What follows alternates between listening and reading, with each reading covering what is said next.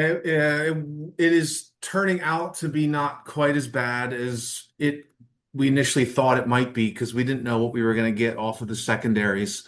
Because 80 to 90% of what was anything green that was out there was just totally done for. Um, but we had very fruitful secondaries in almost everything.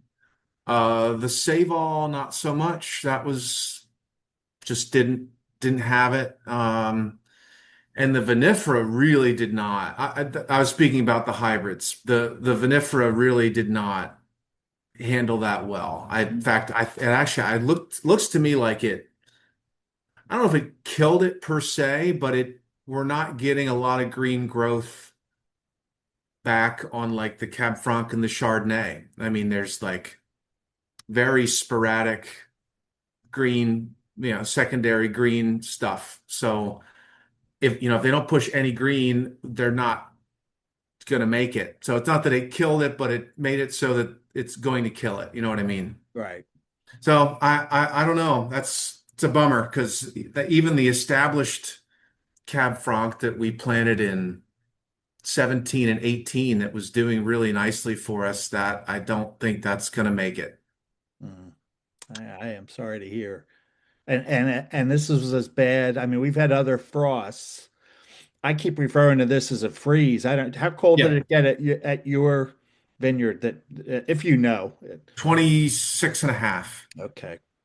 Yep, it was a freeze for sure. Yeah. And it had been what, upper 80s, almost 90 the week, less than a week before, like Yep. April 17, 18. Yeah. Yeah. Yeah, so yeah, hybrids came through good. We'll take a decent crop off of almost well, really all the hybrids except the save all. But yeah, I don't know what to do about the hybrid or the vinifera. I think we'll probably be able to get to purchase what we need. But another blow. This will be, remember the polar vortex we had in, 14. well, no, it was in 18 or, well, maybe it was in 14, but we had another one in 19 or 18 and 19 around in there somewhere. And that killed all the vinifera, so we replanted it then. And now I guess we'll decide whether we're going to replant it yet again. Um, they Yeah. say, what do they say? Insanity is doing the same thing with the same results or something like that. So I don't know. I don't know what to do about that. Yeah. Refresh my memory. How many acres are you growing on now? Well, it's about 35 right now. Okay. If you don't count, I mean, if you're including the things that don't look like they're going to come back. We just planted another four last year, so they're not online yet, but they will be. We should get a small crop next year. Hmm.